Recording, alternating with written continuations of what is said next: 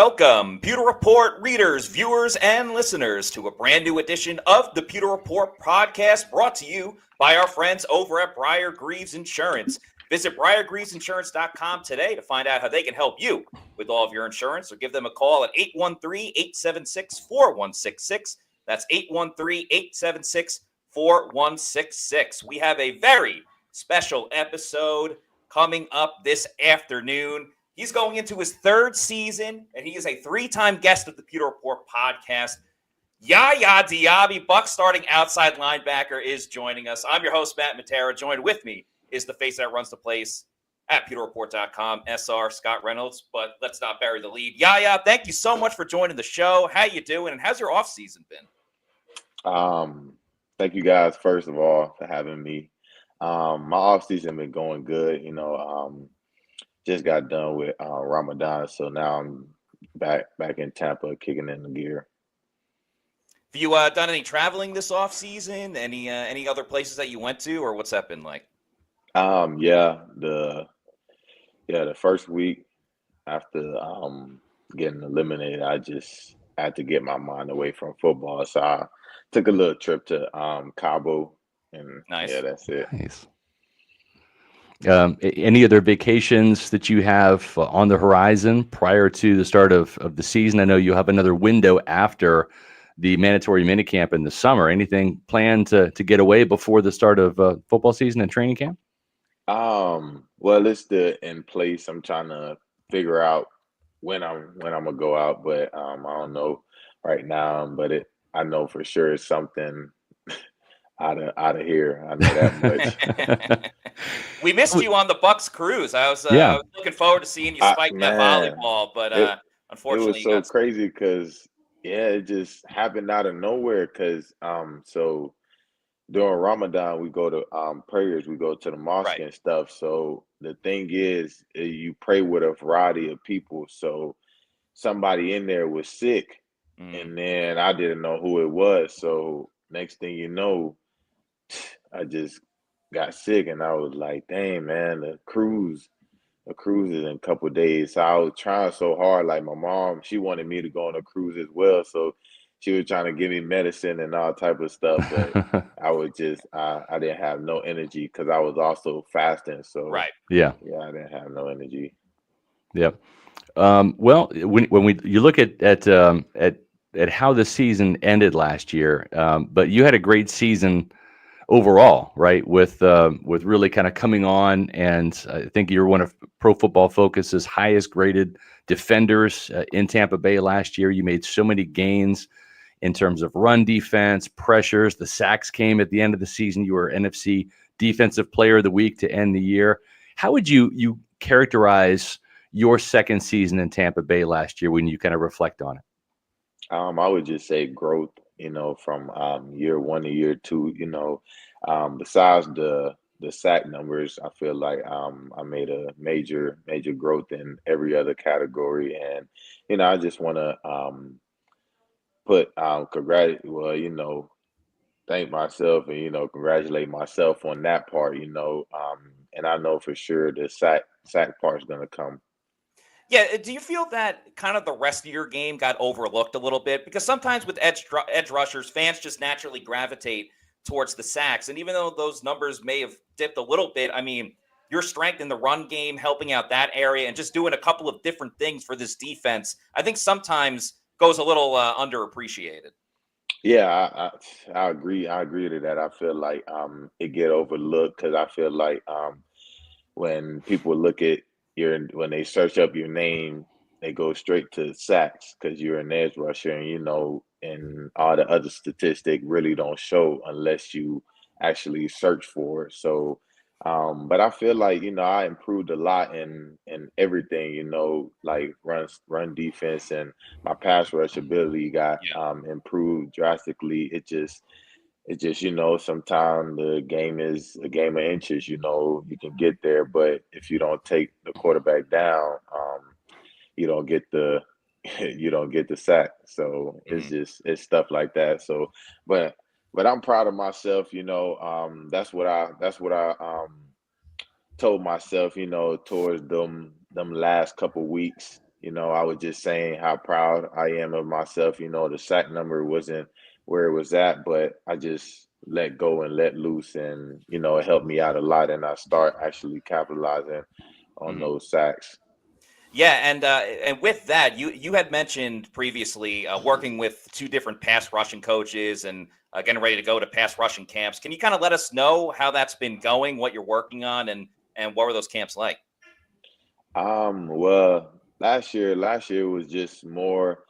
Kalijah had this guy down in Miami that he was working with, so I was like, shoot, I might as well go down there since it's not too many guys in Tampa that Mhm. does pass rush. So I was like, let Mhm. me get out. So I went down to Miami and worked out there. So I'm definitely going to do that this offseason. And there's another guy that I really didn't get a chance to go and work with. BT Jordan, and so I'm definitely gonna work out with him this offseason, and hopefully he get they give him the opportunity to come and work with us. So those trips to those seeing those guys, that's on the horizon for you then this Yeah, offseason. yeah, of course. Like that's why with me, I don't really take too many trips because I when it's time. I'll be locked in. Like that's Yeah. why I took that time away. Go spend time with family and Hmm. just be locked in with me and my belief and everything. So now it's just locked and loaded. Like now that's how I am. Like Yeah. once April hit, like it's on and popping. Yeah, the only trips you're taking now are business trips, just things to work on your Exactly. game. Exactly. Yeah. Speaking of business, the Buccaneers, they've done some business this offseason. They added Haason Reddick as the starter opposite you, and tell me what you know about his game and what he can bring to help you as well as Kalijah and Vita inside it, and the defense as a whole. How excited are you to have Yeah, Haason Reddick as a teammate? man, I'm super excited, man. The guy is an amazing pass rusher like that. That I think it was 2021 or 2022 season Yeah.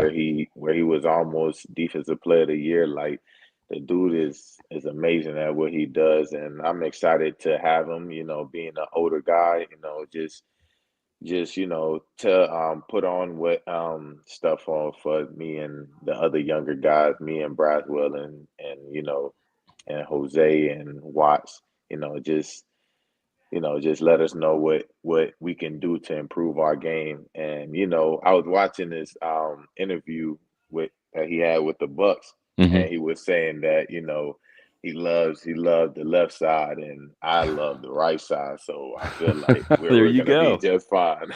Yeah, exactly. Have Well, I was going to say real quick, just to follow up on that. What is it about rushing from the right side? Is it just uh, you face less tight ends? Is it because you're on the blind side of the quarterback? What is it about rushing from the right side that kind of suits you well?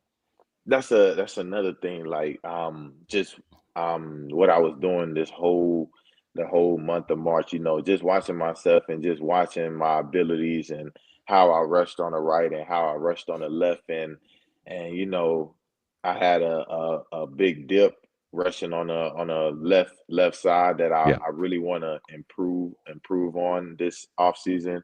But just rushing on the right side is just natural. It's just Hmm. like my hand placement, how I get off and everything. So it just feel right, and it just happened to be against the best O lineman, and I love that challenge. Yeah. have you had any contact with Hassan yet? No, I haven't had any contact. I've been following him. I've been following him on Instagram and stuff, and following him for a long time. But Mhm. I feel like I won't get a follow back till he's actually in the building. So so I just wait on that part. Yeah. I'm sure it'll happen soon enough. And, the locker room has always been a very cohesive Yeah. unit. So I don't see why that would change at all. I'm curious with his addition, though, who do you think it benefits the most? Is it you on the other side with maybe him getting some more attention? Is it Vita and Kalijah maybe getting some more one-on-one opportunities? What do you think about that aspect?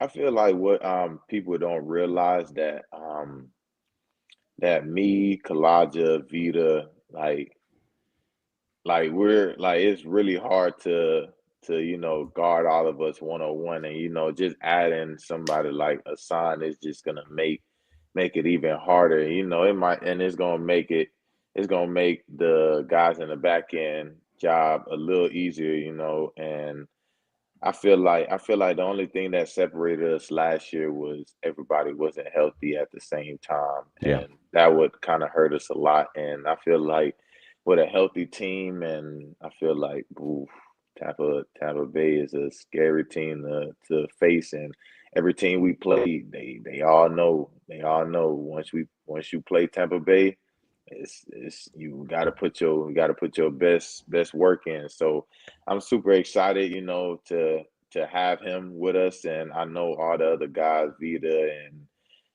Kalaja, everyone is excited. And, I'm just excited.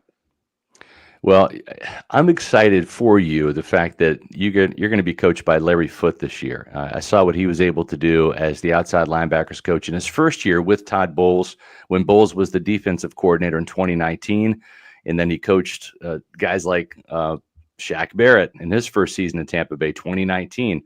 Jason Pierre-Paul, Carl Nassib for that one season in 2019.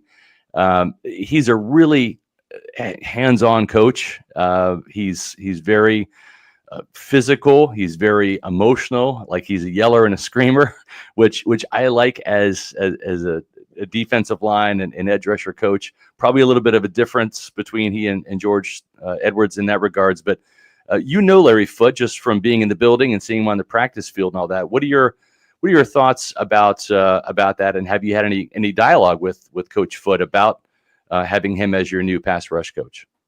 I love Coach Foote, man. I love his energy that he brings. I feel like the difference between him and Coach George is, he's younger, so he can actually, just like that picture y'all had, he can actually put a pad on and actually be out there and be hands on, and I love that. And had a couple of conversations with him, and just telling him my goals, and he's telling me the goal that he has for me, and he's expecting me to take my game to the next level. And when they sign Hassan, he was like, yeah, he's gonna help you out a lot. And I was like, man, I'm excited, man. If Yeah, I'm just super excited. I'm just ready to get to work, right? Be going in the building right now and not seeing a lot of people, but seeing the small guys like Tristan and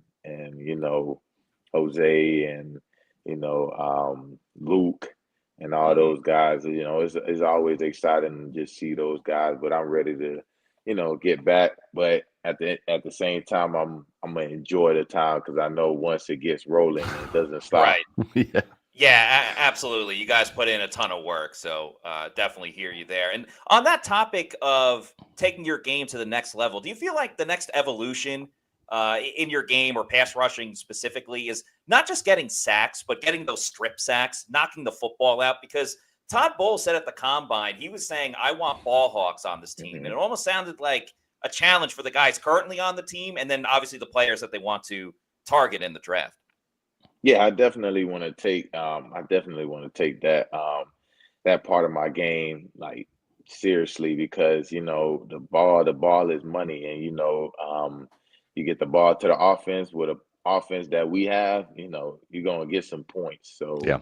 so I feel like definitely gotta key in on that as well, and finding ways to just keying in on the ball more, and because sometimes you might not have the best pass rush, but if you can knock that ball out of the Yeah. quarterback hands, that's a sack, and That's it's a right. game changing play. So it's all little things like that, and yeah.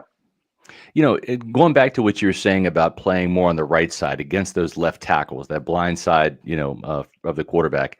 Do you feel like the kind of the constant shuffling to left and right? And I understand maybe wanting to, to change things up for the offense, give them a different look, right, and maybe find some different mismatches. But do you feel like if you were to play most of your reps on the right side and Haason Reddick playing most of his reps on the left side going up against right tackles, that you can kind of hone in and maybe more perfect your skills as a sack artist that way? Yeah, it's a groove thing. Like if you look at the guys like Trey Hendrickson, you got TJ Watts, you got Miles Garrett, all those guys, they rush on their side. Like Yeah. Miles Garrett, he loved the right side. TJ Watt, he loved the left side. Trey Hendrickson, he loved the right side.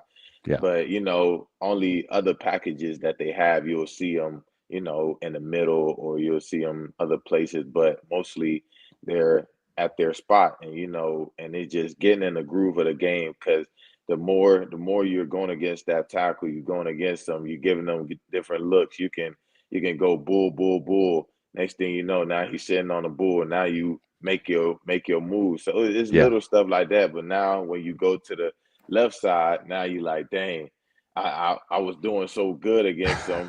Now it's like, dang, I want to go back over there. So it's little stuff like that. So I'm excited because that's the first thing Coach Foot asked me. He was like, "What side do you want to be on?" I said, "I'm on the right side," and it just happened they signed a sign, and he There you loved being on go. the left side. So it Yeah. works out. Well, I'm just curious, who would determine where and when you would play on a game-to-game basis, or even like a series-by-series basis? Was that coming from Bowles? Was that coming from Casey Rogers because he was the front coordinator, or was that George Edwards, your position coach? Who kind of gave those directives in terms of moving you from left to right in game and all of that? It's just basically the plays, different play call. Okay. Yeah, that's all it is, really play calling. And so it just gotta for me and Hassan, we just gotta lock in more on like the playbook, can do the other person responsibility on your side. Yeah. And yeah, that's all. Okay. Another thing Todd Bowles mentioned is that he wants to get more from just like the 4-man pass rush with the guys up front. Do you kind of look forward to that type of situation of, hey, it's going to be on me whether or not this works, because we're not going to get as much blitz help? I mean, obviously Todd will make the game plan how it is week to week, but he's putting the ball in your court to go out and get the job done. Yeah, I love it. I love it, man. Having my exit meeting with Coach Bowles,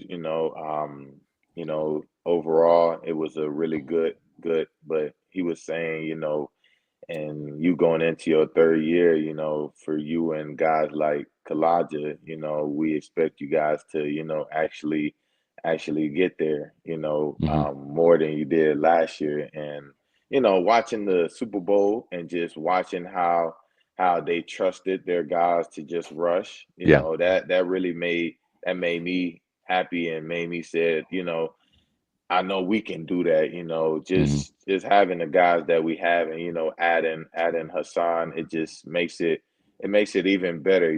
All we need is just everyone healthy. I Yeah. feel like that's all we're missing. Everybody healthy at the same time, and where we don't have to keep trying to try people in different positions and stuff. It kind of hit us, but I feel like with a healthy team, Yeah. yeah, we're gonna be pretty scary. Yeah, I think so too. Speaking of getting there with 4, right? We asked Todd Bowles a couple times this offseason, once at the Combine, and then we talked about it at the NFL annual meeting just a couple of days ago in West Palm Beach about rushing with 4 and all of that. And one of the bones I had to pick with Bowles last year was, he dropped you in coverage 99 times, right? Your pass coverage rate, you only dropped in coverage 9% of your snaps as a rookie, but you increased that to 17.3%, almost doubled the amount of drops in coverage. And I think, I think back to maybe the last time you dropped it into coverage was against Washington. And, I don't know how fair it is. I know you have a job to do and you do it to the best of your ability, right? But it's like, when you're trying to cover a back like Austin Eckler, I look at that as an outsider, someone who's covering you and the Buccaneers, and then say, I want Yaya Diaby going after Jaden Daniels, not covering Austin Eckler. You had a sack in that game. It was taken away due to a penalty, but you're a pass rusher, and I think that's what you do best. That's what Haason does best, Kalijah and Vita. And I know that Todd loves to get in his bag and do some zone blitzes and drops and all that. But is that something you've talked about with Coach Bowles too, saying, hey, you want more sacks from me? I gotta be able to rush the passer a little bit more and maybe not drop as much. Is that a conversation you've had? Yeah, it's definitely a trust thing. His deal is if if you're not dropping, you got to give me sacks. If you don't give me sacks, you're gonna go back to dropping. So Hmm. so that's all it is. It's really a trust thing, and I feel like this year, we're gonna work really hard, to improve all around on the front line. Hmm. I understand you obviously have your focus on this season, but I was just curious how you felt about that last game against the Commanders in the playoffs. I mean, the team had been winning a lot down the stretch, a close back and forth game, but then the Commanders are able to kick that last second field goal. Just, what are your emotions thinking back on that game and maybe even using it as fuel for this year? Yeah, I done watched that game like probably 10 to 12 times. Wow. Wow. Just watching, just like what I could have done better, what the team could have done better. Is just like I said, it's like a game of inches. Just little stuff that happened throughout the game that just changed the whole narrative of the game. And but but for me, I feel like being an edge rusher and being a guy who be in a position that they expect you to, get to the quarterback. It really hurt me. That's why I watched it so many times. I was like, Hmm. man, what I could do to improve, and what did I do that game that didn't help my team out the best way. And but all you can do is learn, and there's it's just a blessing that it's always a next season, and all you can do is improve, and I feel like that's where I'm going. Well, one of the guys you didn't have in that game who actually got his first career sack against Jaden Daniels, but that was back in week one, is Servassier Dennis, one of your draft classmates. And he started off like gangbusters, right? He had a sack, 22 tackles, I think, in the first 4 games. He had 11 tackles, career high against the Lions in that win in week two. And then he had to succumb to the shoulder injury. But now he's penciled in as a starter next to Levante David. And what are your thoughts on that? I know you're pretty high on Voss last year before he got hurt. Yeah, yeah. That's what I feel like. A lot of people, they underestimate a lot of guys on this team. Not seeing them. So all you can do is just say what you don't see. But I'm excited for Voss, man. I'm excited. As you can see, when we have Servassier, we were winning. We Yeah. were winning. Like Voss is a great coverage guy. He can play the run. He can cover very well. He can blitz. That's all he did when he was at Pitt. And Yeah. I feel like um, now him being healthy, now him being cleared, I'm super excited, man. That's another guy that's in the building with me right now, and I told him, I said, I'm gonna push you the hardest you ever been pushed before, because we're both on our third year, and we're both trying to prove ourselves right, and prove everybody else who don't believe in us wrong. Another teammate of yours that it seems like whenever we talk about you, we also talk about Kalijah Cansey, and also the Bucs defense. A lot of ACC guys, so good representation Yeah. with the ACC overall. But Kalijah last season, he led the team with 7.5 sacks, and he missed really the first month of the season, the first 4 games. What do you think the ceiling is for Kalijah if he can be healthy and play a full 17-game season? Yeah, man, that's one thing I was praying on the whole March, praying that he can be healthy come week one, not week 5, week 6. I need him week one. And the ceiling is super, super high for Kalijah, man. That's a guy everybody in the building trusts, a guy that that can get the job done and get to the quarterback, and he takes super huge pride in that. And just having a guy like that, us all coming in together and just growing together, it's just always amazing to see. It's like having a partner in crime, Yeah. and it's just always exciting to just be on the same field with Kalaja, but I just need him to be with me week one. Todd Bowles has said that he wants the defense to really develop more of a killer instinct this year, and that was something you and I were kind of talking about in the locker room, like the last time we met. How are you and your teammates prepared to establish that? Because that's a mentality, right? I mean, that is an absolute mentality. It's demanding that someone, and it all starts right here with the finger, right there. I should say the thumb rather than the finger. You start with yourself, but it's how do you make sure that you get off the field, whether it's with a takeaway or whether it's forcing a punt, something that unfortunately didn't happen in that Commanders game, but having that killer instinct to kill drives and prevent scores and give the ball back to your offense.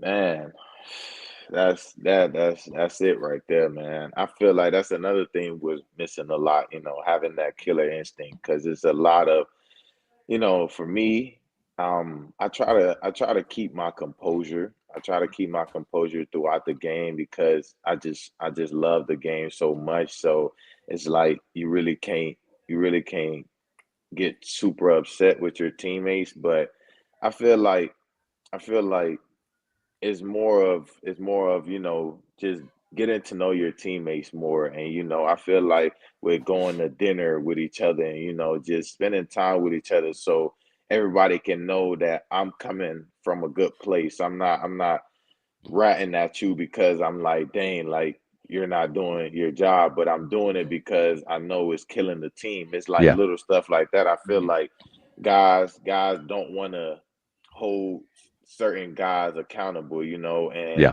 I'm a guy like I that's why us in the D line and the inside linebacker, we work so well together, because we hold each other accountable, and we tell each other like how it is, and yeah. nobody gets pissy about it. Right. I feel like if everybody has that mentality, like I can talk to you and you don't get pissy about it, I Yeah. feel like we'll be just fine, man, because we have some dogs on our team, man. And I just feel like everybody just need to wake up. That's all it is. Just wake Yeah. up. Yeah, I Yeah. mean, I was gonna say I've covered this team for 3 decades, and that was a key ingredient to both of those Super Bowl teams. In 2002, it was Warren Sapp. He ruled with an iron fist. He held everybody accountable. And if John Lynch or Derek Brooks wanted to call Warren Sapp out because he missed his gap, got blown out of his gap or something, or missed the sack on third down, he would accept it. He would take it because he knew it came from a great place. But Mhm. he was the fire starter. He was the guy that held everybody accountable. The last time around, it was Jason Pierre-Paul. It was Ndamukong Suh. It was those guys that there was absolutely no BS. They held everybody accountable and including themselves. And I think you're on the right track. That's something that was missing last year. If you guys can find that on the defensive side, and I think Haason Reddick maybe brings some of that too, right? I mean, he's a guy that's a Jersey guy. He played in Philly at Temple. He's an experienced guy, 2-time Pro Bowler. And I think maybe he brings a little bit of that to your room and to your defense as well. Yeah. Yeah, I just kind of with that, I want to ask, I was curious about, like, where do you think that cohesiveness comes from with this group? Because, there are other free agents that come to this team, like Ben Bredesen's a good example where he's like, yeah, it's not like this on other teams where everybody is pretty much getting along. Nobody's pointing the finger. And no, there were some ups and downs with last season, some winning streaks, a losing streak, then a winning streak at the end. Is it the time spent off the field really that has kind of really brought everybody together? Yeah, just that's what I was saying, like the dinners, Yeah. just being around each other, not thinking about football, but just laughing with each other, and just knowing that you can be comfortable with each other, and Yeah. that's all it is. Because at the end of the day, like everybody trying to feed their family, so Yeah. it's like come and you got to do your job the best way. And if somebody is telling you about it, you should not get pissy about it. You should be like, okay, like if anybody come up to me and be like, oh, you're not doing this, you're not doing this, I'm gonna be like, okay, I got you, and I'm gonna go and I'm gonna fix it. And it's just little stuff like that. So it's just as long as you got guys that believes in you, that's another thing. Like Yeah. I believe in everybody. I believe in everybody on our defense. Like everybody that they, you can talk about this guy not doing Mhm. this guy been going down and this guy's this, but I believe in everybody. And I feel like that's another thing. You just got to believe in yourself as well. Like that's one thing about me. Like I believe in myself. I believe in what I can do for this team. And it just took me a while to figure that out because Mhm. during the beginning of the year, I was very, very hard on myself, just like, dang, why am I not getting sacks? Why am I not getting sacks? But I was overlooking all the other things I was doing, and I was Mhm. just focusing on just sacks. And sacks is very important to me. But at the end of the day, it's just, believing in yourself and just letting yourself go and just play freely. Yeah. When you were talking about, sacks are important, your pressures were like in the top 10 in the NFL in terms of getting there. And there was a couple of plays where those pressures made a big difference, right? That at Raiders game in the third quarter, they're driving down, they're in the red zone, and you got the hand up in the face, and it ended up being an interception for Tyke Smith, right, and preventing a touchdown. You go back to that Falcons game on Thursday night. You had the hand in the face of Kirk Cousins on fourth down. The pass was underthrown right to Levante David, and that resulted in an interception. But when you look back at your film study, what are some of the things or the ways that you're improving on from either a technique standpoint or just an overall pass rush standpoint that will convert more of those pressures into sacks and being able to finish those plays? Yeah, I feel like sometime I looked at my film and I was playing kind of high, if you're playing high and you can't get underneath the tackle, it's very hard to get off of them. And there's also separation. That's another Hmm. thing that hurt me a lot, just getting separation and actually getting off and making the plays. And that's another thing I was looking at this whole the whole month of March. How can I separate myself when I made contact? And it's just little stuff like that. And because everything else, man, I've Yeah. improved on. It's just the finishing part. And some of the time, like that's another thing, like I improved on my quarterback hits, and Mhm. people overlook that as well. So Yeah. that's another thing, that if the ball was in his hands, that's a That's right. sack. So it's Yep. like little stuff like that people overlook. They like, dang, Yaya is not the guy. And that's something I write down, and I have it in my room. Yeah, it's not that guy. So that's all I'm trying to prove myself right, and prove everybody else wrong. Yeah. You keep the receipts Yeah, I definitely keep the receipts, because and that's another thing. Like I'm not doing no talking, no talking. It's just gonna be straight action. No Hmm. no talking. because Jason Light's big with that. He'll go on Twitter and quote tweet people that said the Bucs aren't going to make the playoffs and things like that. He's Hmm. happy to dish it out once the team clinches the playoffs once again. Yeah. I definitely keep receipts. So all I'm gonna do is just be with the guys who believe in me inside the building, and all the coaches and the GM and everybody, and just keep doing what I do best, and just stay quiet and just let it show, let it come out Sunday. You mentioned, the guys in the building and all that, and most of the guys in the building are used to winning NFC South championships. I mean, you guys have done it 4 years in a row. You've been an NFC South champion every year that you've been here, right? And that's kind of a double-edged sword because you know how to win. You know how to, to finish strong and to seize the division title and get that home playoff game, because it's happened now 4 years in a row. The Bucs have made the playoffs 5 years, dating back to the Super Bowl. So you got a lot of winners that know how to do it. But how do you guard against complacency? It's one thing to have the confidence of we're NFC South champions. It's ours until someone takes it from us. We're not going to let that happen. But at the same time, not assuming that that's going to be the case every year. Is the fact that you've had to win it kind of like towards the end of the year, both of these times in dramatic fashion, does that help keep you guys a little even keeled about that?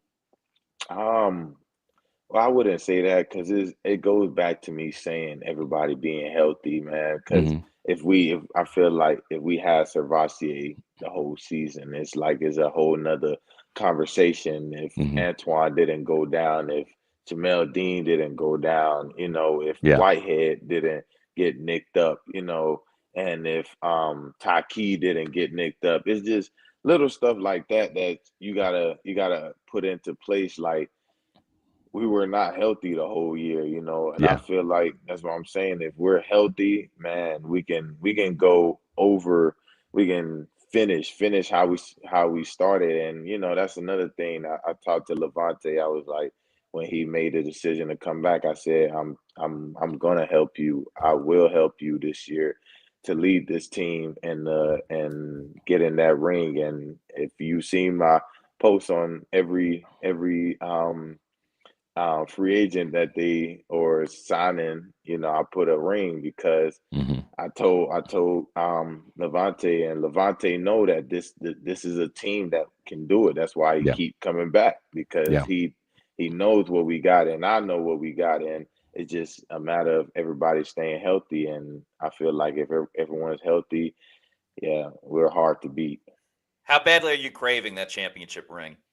Yeah, I'm telling you. That's why I'm telling every guy, like even whoever they draft, they better be ready to come to work, because we're not settling for nothing but a Super Bowl. And I'm excited to have guys like um Levante coming back, and Yeah. CG, um, seeing him in the building every day, man. It's just amazing, because I'm just happy that he's working towards to being fully healthy, and having guys like him, going down. That's another part of our Yeah. our team that Yeah. that we lost. That it was just like, dang, like can we catch a break? So it's just little stuff like that, and losing Mike for those little games, but I'm so happy for those younger guys, because they definitely stepped up and they helped Baker out a lot. But you just gotta have a healthy team. Yeah, you mentioned Chris Godwin, and he was a captain, I think, for 1 year. But he's the kind of guy that doesn't need the C on his chest to lead. Like he's the guy, and you see it in the OTAs. And nothing against Mike. Mike has a routine that has obviously worked very well. He's a Hall of Famer, right? But he spends some of his time in Galveston doing his own thing, training, and then he'll come back. But Chris Godwin's in the building, never misses an OTA practice, right? Always working with the young players, helping those young receivers, get up to speed with the offense, etc. He doesn't need the C on his chest, but it sounds to me like you're ready to really become more of a vocal leader. It's only a couple C's to go around, right? Levante's probably going to get one. Vita's probably going to get Yeah, one. yeah, But it sounds like you don't need the C on your chest, yeah, but you yeah. want to be a leader. I don't need it. I don't need to see. I would love to see, but I don't need to see. That's Yeah, another thing I told Levante. I said, I'm gonna help you lead this team. Like it's. I don't need to see on my chest to be a vocal leader yeah, to tell guys like what's going on. Like that's another thing. Like last year, when things are not going right, everybody looks like down. Like you're never supposed to look down until that clock says 0-0. You gotta always feel like you're yeah, in the game. Like it's never supposed to be like we're out of the game. So that's another thing that I feel like I have to take, responsibility, and I feel like I will get better this year, just learning my teammates and learning ways to talk to them so they don't feel like I'm attacking them, and yeah, just go from there, so it don't be no bad blood in the building, because everybody is cool with everybody. That's one another thing I love about this team. Like nobody is like Mr. Oh, I'm too good for this person. I'm too good for this person. Like everybody is like everybody talk to each other. Everybody, you can ask anybody for advice and they'll give it to you. So that's another thing. Yeah. One of those teammates I'm sure you'll be talking to a lot because he's in your room is Chris Braswell, who's going into his second year. I'm just curious what you saw from him behind the scenes, and what are your expectations for him going into the 2025 season? Yeah, I'm excited for Braswell to take that next step, man. All he needed just reps. All he needed is reps, because that's another thing that helped me out a lot in my rookie year was the when I started to get reps. It was you can see what I can do, but that's all I feel like Braswell need is reps, and he'll take his game to the next level because he's shown what he can do. He might have only had one sack, but the guy is super powerful. He got great bend. He has all the tools to be super successful in this league. But it's just reps, and sometimes it's hard to give everyone reps. Yeah. Once because sometimes the guys got to be on the field. The guys has to be on the field. So Yeah. so Well, sometimes, and I'm just being honest, it would irk me, and I know you got to rest sometimes, right? Florida's hot, it's humid out there, and especially those early games. But like, it would irk me when you weren't out on the field on third down, right? But I do understand like the kind of the hockey shift, the hockey line, mentality of keeping waves of pass rushers, and you see what it does like for the Eagles, right? In that Super Bowl, they kept sending wave after wave from Patrick Mahomes, but I like the 2025 line of Yaya Diaby and Haason Reddick. And when you guys aren't in the game, I feel better about the improved Chris Braswell in year two and Anthony Nelson back with that 6'7" wingspan. To me, that seems like more of that 1-2 punch that you're looking exactly for, where because where's I no don't. dip. Yeah, where there's no dip. Exactly. Yeah. Mhm. Just expand upon that. Yeah, definitely. Like having like just like you said, not when you don't see me and Hassan in the game and you like, dang, why they're not out there, but the guys out there that can also make plays, and I feel like Braswell will definitely take that next step, and Nelly can do everything. Yeah. Nelly is that's why they keep bringing him back. So Yeah. and he's such a great mentor. That's one of the guys that mentored me when I first touched down in the building. So I'm so happy, and I'm so glad that they brought Nelly back, and I'm just super excited, man. Just talking about football, it just makes me super excited, and the guys that we have in the building, and the guys that we're gonna add on in this year's draft. I'm just excited. When you look at we talked about this before, like your first NFL sack was a trophy sack, right? I mean, Josh Allen, Mhm. right?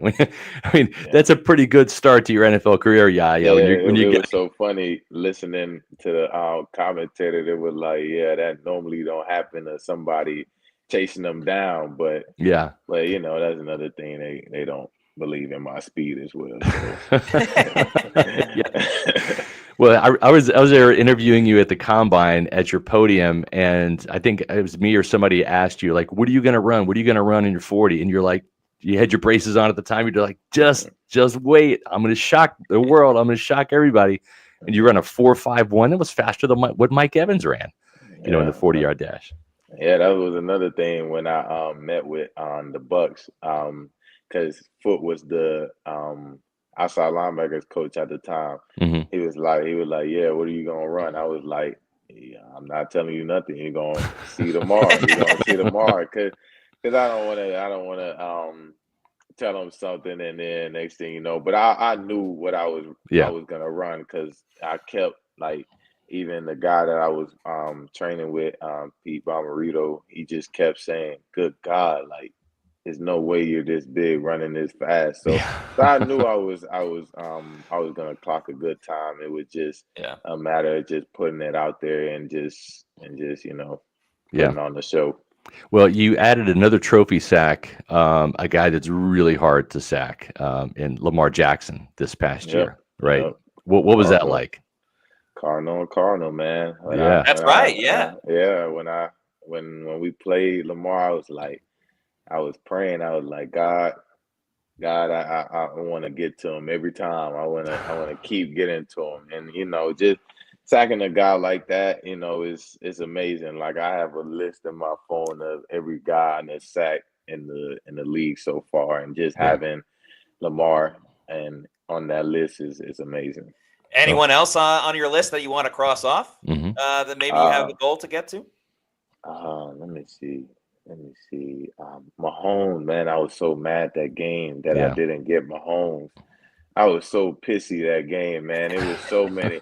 It was so many. I was watching that game in March as well while I was back home, man. I was like, man, I had some really good pass rushes that game, man. I just couldn't get to him. Yeah. Anytime I got to him, the ball was out. So, and then when we did drop, Kalaja and Vita got sacked. So Yeah. it just all plays. So I was that's a guy that I can't wait to sack. Who else we played? We Well, played you had Jaden Daniels, but then they took it away from you with the penalty. Is that another guy? Yeah. yeah, yeah, Jaden Daniels. It'll come. It'll come. But Yeah. but I just like the guy. Like we play the Rams this year. Yeah. Got to get to Stafford. Stafford. Yeah, we play golf again. Yeah. I was mad I couldn't get to golf. So it's like Yeah. guys like that. So I'm excited to get.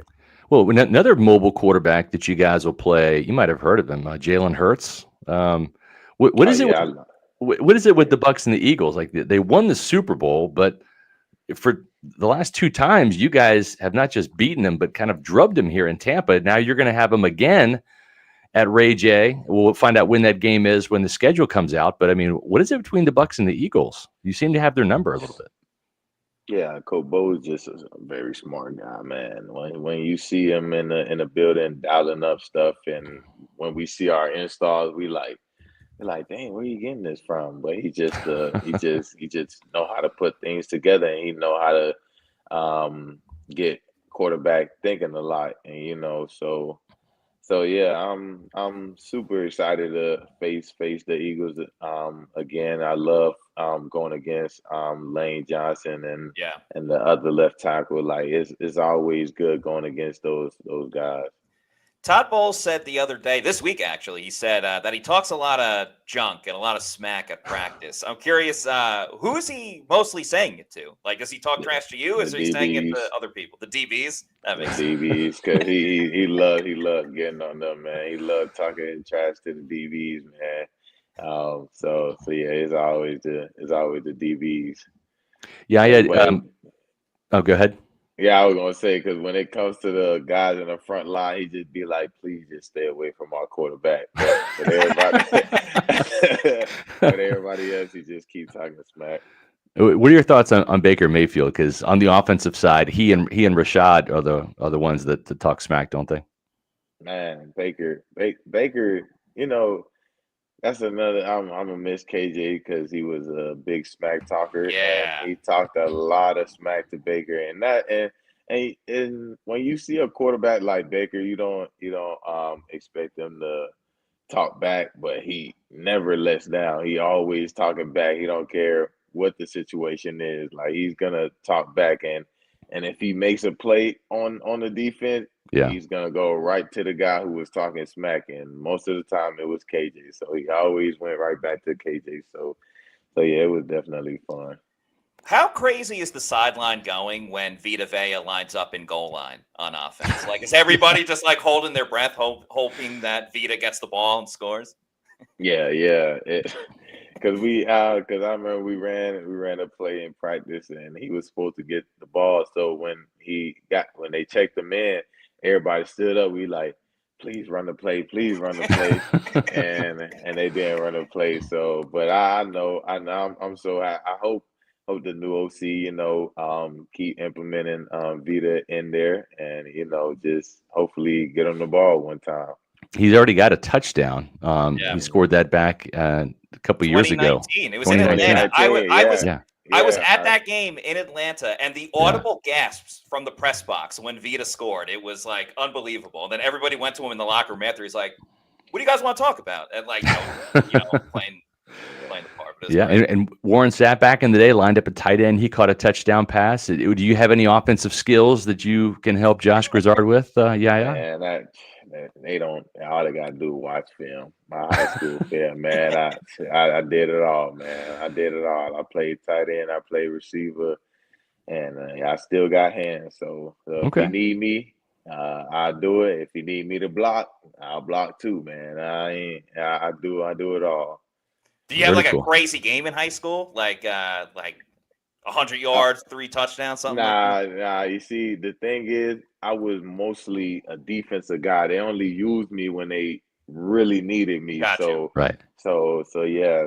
But I got a couple touchdowns under my belt. So yeah.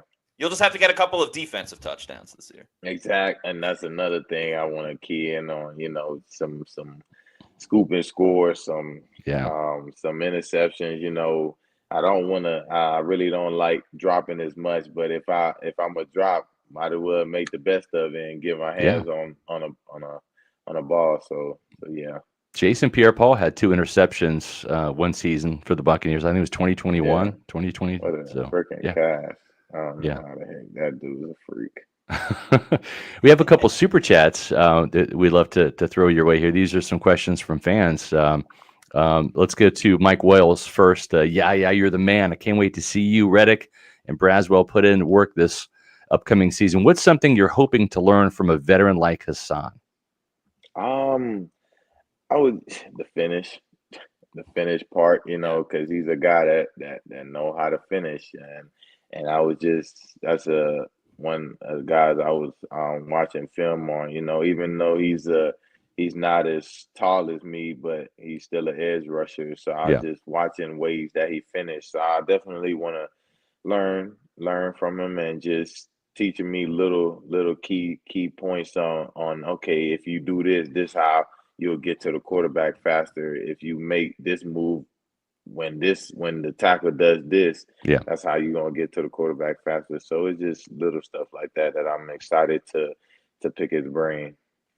We have another one from Mike Wells. Thank you very much for this super chat. Says, awesome show, guys, so far. Love the coverage. While Yaya is here, overall, where would you like to see the defense improve as a whole?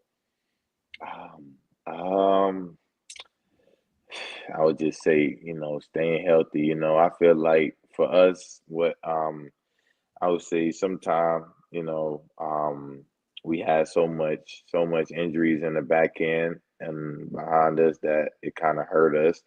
And I feel like getting more depth there will help us out a lot. And in coverage, because sometimes you get coverage sacks, Yeah. and so it's just little stuff like that. So I feel like we can help each other out a lot this year, and just adding more depth there, and improve and just improving overall. Yeah. Let's go to Drew, who has a $10 super chat. What does Yaya know about Quincy Riley and him possibly being drafted by the Buccaneers? Quincy Riley, of course, is a playmaking cornerback from Louisville, school that is near and dear to your heart. Had a really good showing at the Senior Bowl. Ball hog. I'm talking.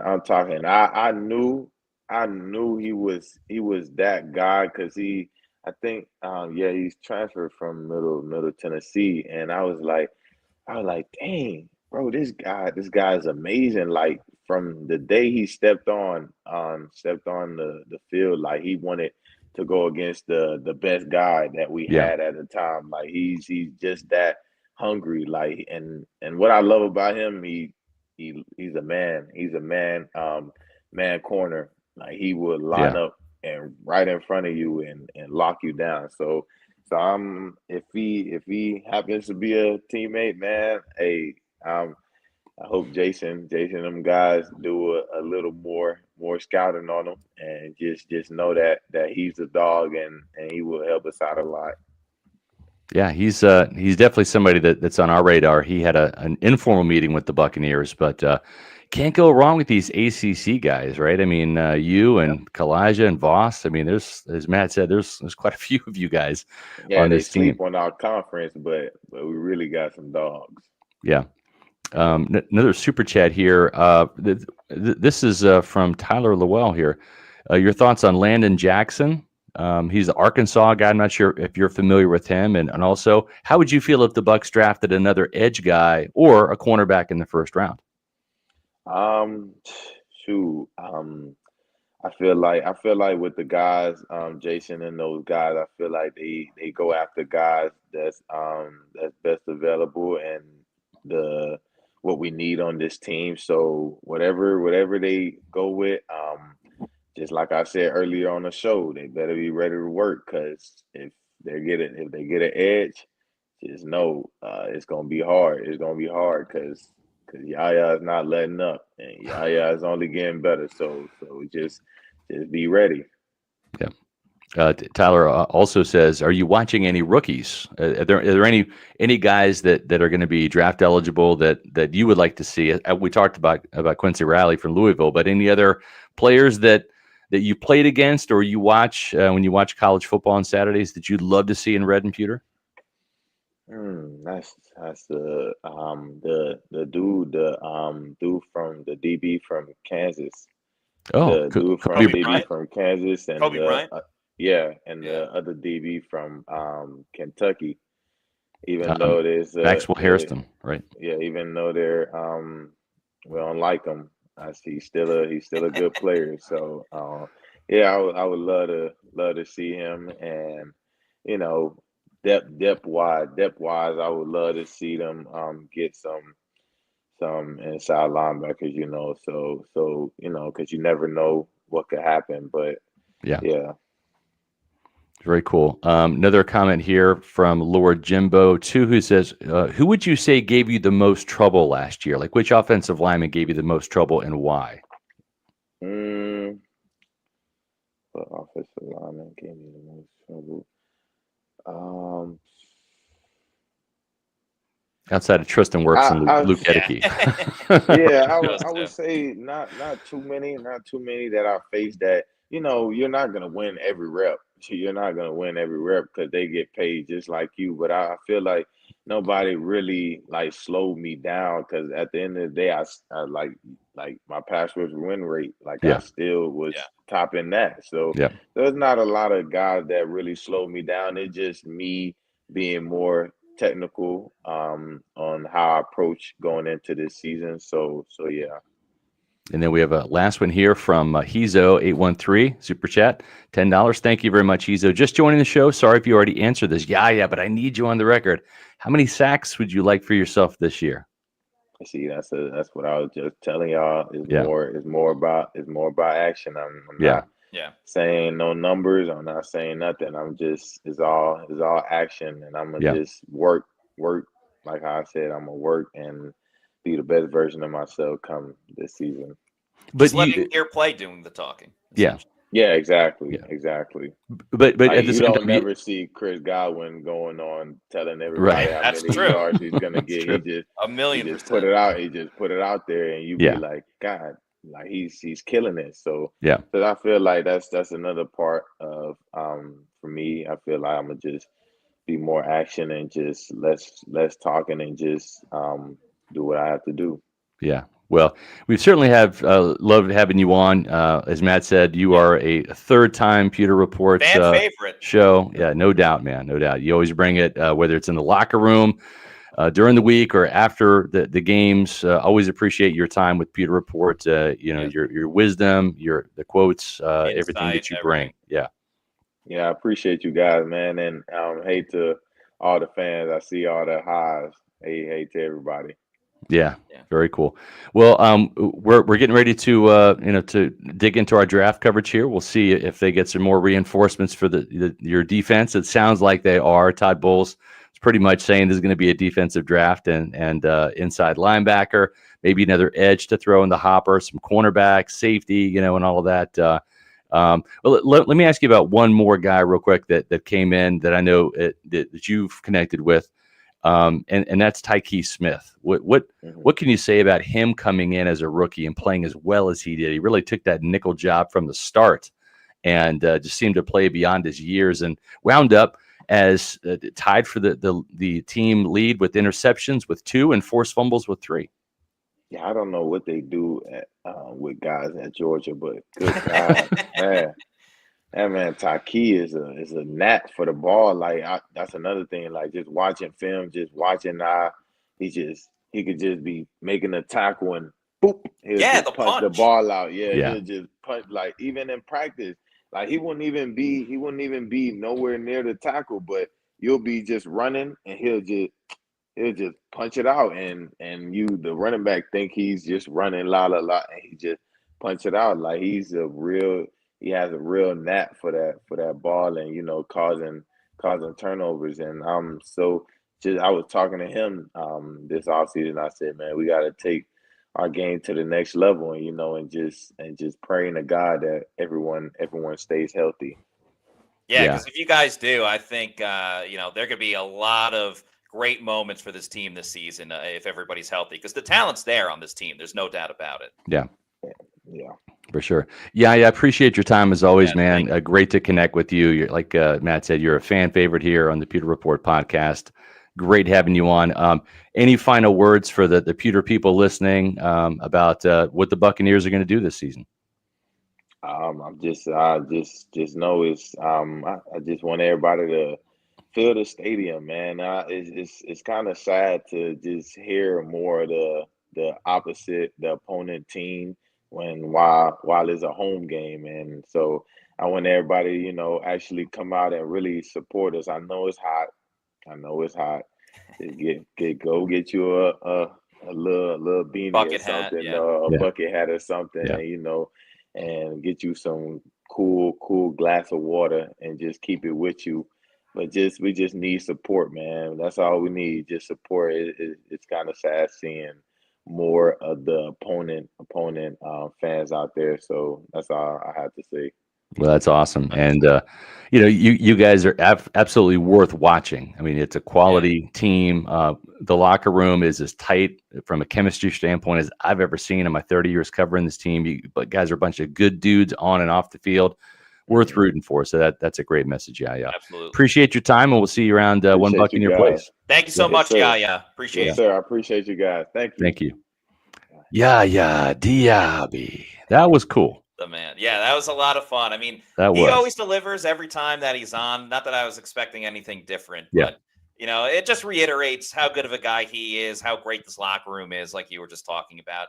I feel like we got a lot of good insight too. Like I get it when players, not that Yaya didn't want to do an interview, but I get it when players in general don't want to speak in front of a podium or national media because they don't want to give away too much information. But Yaya's forthright. Seems like he's a bit of a perfectionist when he's talking about not getting to Patrick Mahomes and how angry he was. Seems like he really wants to be a leader, more of a leader this year. And I think that just comes with time and experience. So I hope everybody enjoyed that. That conversation. I mean, he was on for an hour. You don't get that in a lot of places. Watching the Commanders game 10 to 15 times.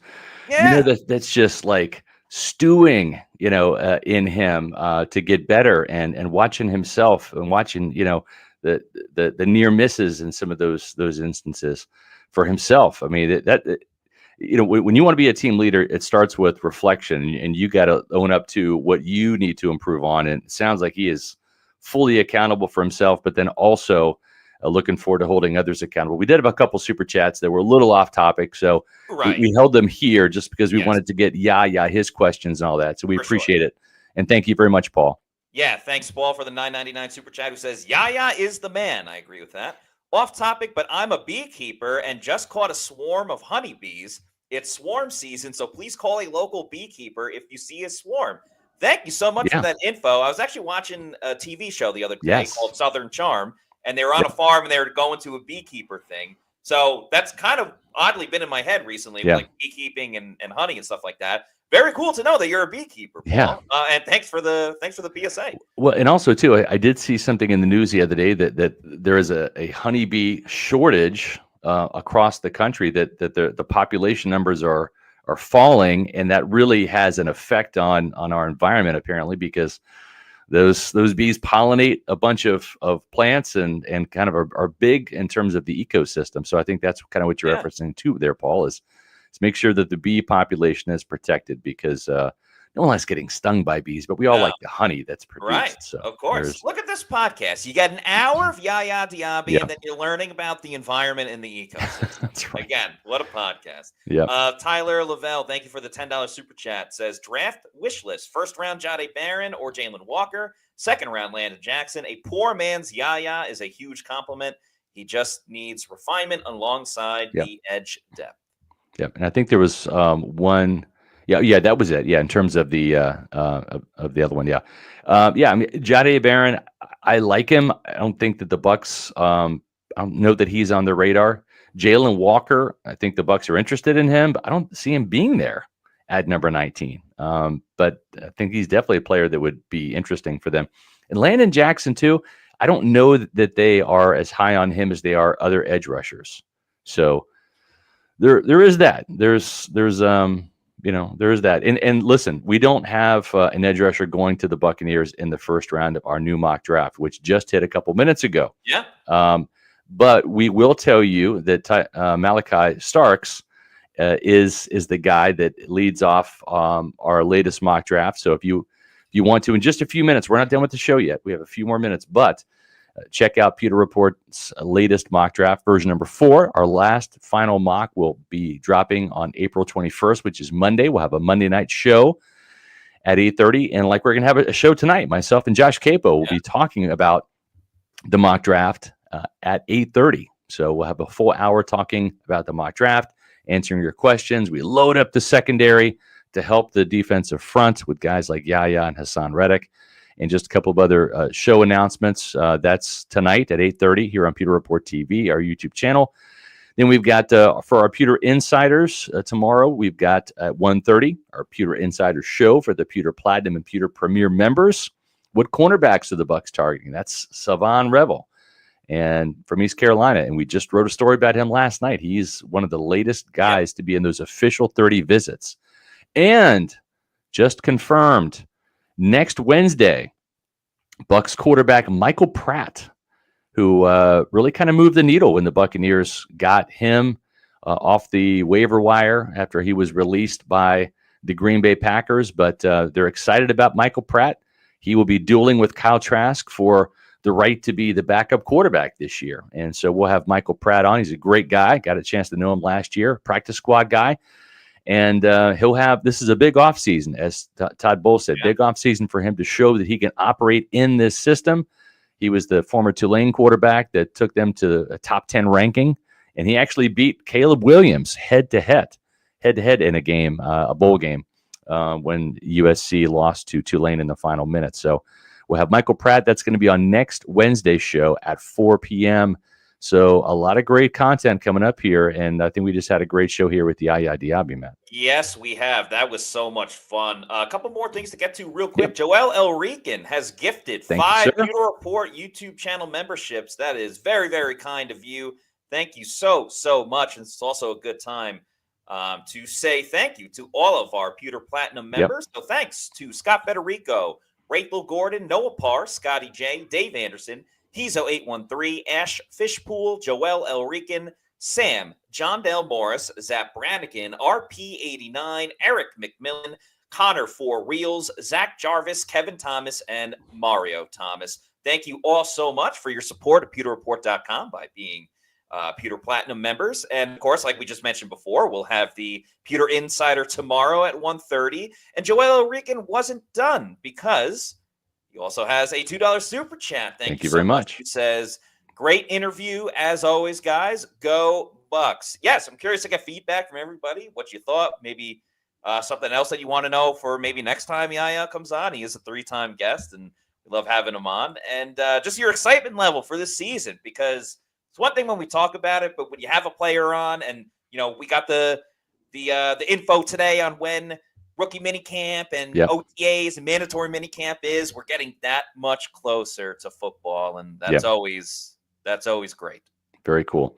Really appreciate this comment from JRW15B. Scott, you were the best reporter in team history. How does it feel?